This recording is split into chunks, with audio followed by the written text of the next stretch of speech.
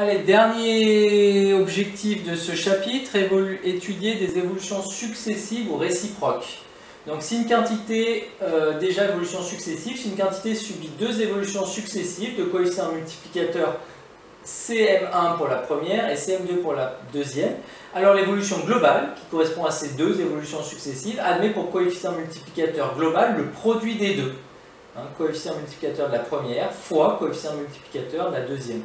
Un exemple, vous avez une valeur initiale, vous savez qu'elle a subi une première évolution, donc elle a une valeur intermédiaire que j'obtiens en multipliant par le coefficient multiplicateur 1.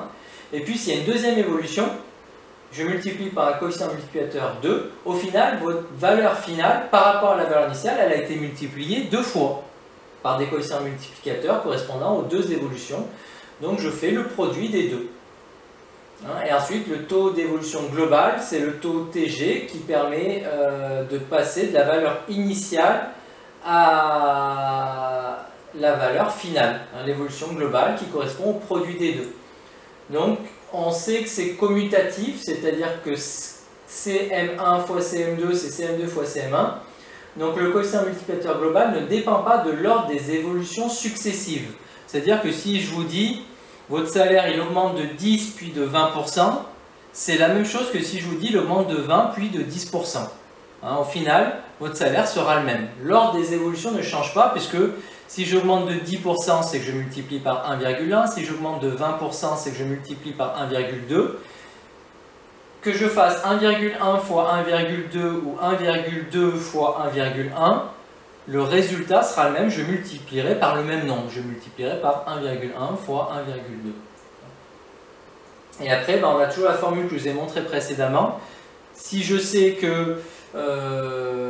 alors ouais, là j'ai un exemple, mais bon, je vais rester avec mon exemple de 1,1 fois 1,2. Donc si je vous dis votre salaire augmente de 10%, puis il augmente de 20%, et que je vous demande au final il a augmenté de combien? Vous allez dire, le coefficient multiplicateur qui correspond à l'augmentation globale, c'est la première augmentation de 10%, donc 1 plus 10%, c'est-à-dire 1,1, fois la deuxième augmentation de 20%, donc fois 1,2. 1,1 fois 1,2, ça pourrait se faire de tête, 1/5 de 110, ça doit se faire de tête, ça doit peut-être faire 1,32, mais j'ai un petit doute, donc je préfère vérifier. 1,1 fois 1,2, ouais c'est ça, ça fait 1,32. Donc ça correspond, c'est-à-dire qu'au final votre salaire a été multiplié par 1,32. Et vous utilisez ma formule, vous faites 1,32 fois 100 moins 100, ça fera 132 moins 100, ça fera 32. C'est un pourcentage. C'est le pourcentage qui correspond aux deux évolutions successives. Donc c'est-à-dire que si votre salaire augmente de 10 puis de 20%, au global, il a augmenté de 32%. Alors ça, c'est un des pièges aussi des pourcentages, ça me permet de vous le souligner. Une augmentation de 10 puis de 20%, ça ne fait pas une augmentation de 10 plus 20, c'est-à-dire 30%. Pourquoi? Parce que la deuxième augmentation porte sur une valeur qui a déjà elle-même augmenté, donc qui est proportionnellement plus importante. Donc augmenter de T1% puis de T2%, ça ne revient pas à augmenter de T1 plus T2%, c'est plus compliqué que ça. Donc faites attention, là on a l'exemple clair, si j'augmente de 10 puis de 20%, je n'ai pas augmenté de 30% mais de 32%. Et puis voyons, ça c'est un exemple que je vais rajouter, mais voyons l'exemple du cours. Si on vous donne le prix du beurre sur le marché de Rungis qui a subi une baisse de 24% entre septembre 2017 et janvier 2018, puis une hausse de 15% entre janvier et août 2018, alors le prix en septembre 2017 baisse de 24%, donc il a été multiplié par 1 moins 24 sur 100, c'est-à-dire par 0,76. Ensuite, il a réaugmenté de 15%, donc il a été multiplié par 1 plus 15 sur 100, c'est-à-dire par 1,15. Donc au global, il a été multiplié par 0,76 et 1,15. Or, 0,76 fois 1,15, ça fait 0,874. Donc ça, c'est le coefficient multiplicateur global qui correspond au produit des deux, qui est 0,874. Donc on sait que ça correspond déjà à une baisse. Et si je veux le pourcentage de baisse auquel ça correspond, je fais fois 100 moins 100. Alors là, faire fois 100 moins 100, ça revient aussi à faire moins 1 et après faire le coefficient moins 1 et après multiplier par 100. Ouais, si je factorise par 100, c'est ça. J'enlève 1 et mais bon. Moi, je vous conseille de faire directement x 100 moins 100. Donc x 100, ça ferait 87,4 et moins 100, ça ferait moins 12,6. Donc ainsi, ça veut dire que si mon beurre il a baissé de 24% puis augmenté de 15%, au global, ça correspond à une baisse de 12,6%. Et donc là, on a le petit panneau attention sur la remarque que je vous ai faite. Le taux d'évolution globale n'est pas égal à la somme des évolutions successives. Une baisse de 24 suivie d'une hausse de 15%, ça ne correspond pas à une baisse de 24 plus 15, c'est-à-dire 9%. Parce que votre deuxième valeur a été modifiée. Donc le deuxième pourcentage porte sur une proportion qui est modifiée, donc qui n'est plus comparable à la première. Donc voilà pour les évolutions successives. Dernier point, la notion d'évolution réciproque. Si une évolution d'une valeur VI à une valeur VF a un coefficient multiplicateur égal à Cm, alors l'évolution réciproque, c'est-à-dire celle qui, au lieu de passer de VI à VF, permet de revenir de VF à VI, elle a un coefficient multiplicateur qu'on appelle Cm' égal à 1 sur Cm. Vous voyez, le schéma va vous permettre de comprendre, et c'est relativement simple. Si pour passer de la valeur initiale à la valeur finale, je multiplie par le coefficient multiplicateur, alors pour revenir de la valeur finale vers la valeur initiale, il faut que je divise par le coefficient multiplicateur. C'est la notion de proportionnalité finalement. Et diviser par le coefficient multiplicateur, ça revient à multiplier par 1 sur le coefficient multiplicateur. Diviser par une fraction, c'est multiplier par son inverse. Donc diviser par un réel, c'est multiplier par l'inverse de ce réel. Donc diviser par le Cm revient à multiplier par 1 sur le Cm. Donc si mon coefficient multiplicateur me permet de passer de la valeur initiale à la valeur finale, alors le coefficient multiplicateur réciproque qui permet de revenir de la valeur finale à la valeur initiale est égal à 1 sur le coefficient multiplicateur initial.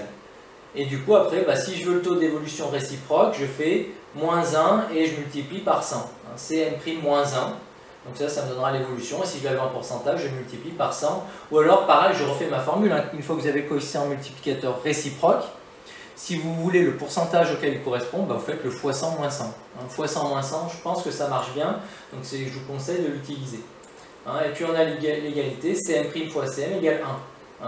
Les deux évolutions, évidemment, elles se compensent. Puisque je pars de la valeur initiale, je vais vers la valeur finale. Si je veux revenir vers la valeur initiale, je vais retomber sur la même valeur. Donc au final, j'ai multiplié par 1 quand je fais le produit des deux successivement. Un exemple. Si je sais que le prix du beurre a augmenté de 15% entre janvier 2018 et août 2018, alors le taux d'évolution qui correspond à une hausse de 15%, c'est 0,15, donc le coefficient multiplicateur c'est 1 plus 15%, c'est-à-dire 1,15. C'est-à-dire que je multiplie la valeur de janvier 2018 par 1,15 pour obtenir la valeur de août 2018. Alors si je veux revenir de août 2018 à janvier 2018, je vais devoir multiplier par 1 divisé par 1,15. En gros, je vais devoir diviser par 1,15, donc ça revient à multiplier par 1 sur 1,15. Donc le coefficient multiplicateur réciproque, Cm', c'est 1 sur 1,15. Ça fait 0,8696. Et si je veux le pourcentage auquel ça correspond, moins 1 et après je multiplie par 100, ou alors x 100 moins 100. Faites ça x 100 moins 100, vous allez voir que ça fait moins 13,04. Et donc, ça veut dire que si j'ai eu une augmentation de 15%, si je veux retrouver ma valeur initiale, il ne faudra pas une baisse de 15%, il faudra une baisse de 13,04%. Donc deuxième danger, attention, une hausse de 15% n'est pas compensée par une baisse de 15%, et plus généralement une hausse de T% n'est pas compensée par une baisse de T%, toujours pour les mêmes raisons, parce qu'après une hausse de 15%, ma valeur elle a été transformée. Donc proportionnellement, elle le sera aussi. Donc si elle a augmenté de T%, si je la rediminue de T%, j'aurai une valeur qui sera plus basse. Une arnaque possible, vous êtes salarié d'une entreprise, votre patron vous dit « Bon là, je vous fais un cadeau, je vous augmente de 10%, mais le mois d'après, par contre, on se calme, je vous rebaisse de 10%. » Au final, il vous aura arnaqué, parce qu'il aura pris 10% par exemple d'une valeur initiale, ça fait une valeur plus grande, et après s'il prend 10% de cette valeur plus grande, proportionnellement la baisse sera plus importante. Donc vous retomberez sur une valeur plus petite qu'au départ. Donc soyez vigilants et voyez comment les chiffres, savoir les manipuler, savoir être compétent en maths, c'est une compétence qui peut vous servir dans la vie de tous les jours. Et là, avec l'exemple que je vous ai concret, avec l'exemple concret que je vous ai donné, prenez un salaire de base de 1000 euros, augmentez ça de 10%, ça vous fait 1100 euros, 10% de 1000 c'est 100 euros, et rediminuez 1100 euros de 10%, 10% de 1100 ça doit faire 110, vous retombez sur 990, donc au final vous aurez perdu 10 euros. Alors que, comme ça on pourrait se dire, bon, augmentation de 10%, baisse de 10%, bon, ok, il m'a fait un cadeau à moi, j'accepte, et après je retombe sur ma valeur de départ. Non, vous ne retomberez pas sur votre valeur de départ. Donc vous voyez, savoir manipuler tous ces pourcentages là, c'est vraiment important parce que c'est facile avec des chiffres de se faire arnaquer. C'est facile il y a pas mal de petits pièges possibles avec les évolutions en pourcentage et avec plein de domaines mathématiques qu'il est important de bien maîtriser dans la vie courante. Voilà, j'espère avoir été le plus clair possible, j'espère que vous avez bien suivi ce chapitre. Vous voyez, ça tombe bien même, il s'est fermé tout seul. Reste maintenant à faire des exercices pour appliquer tout ça. Bon courage!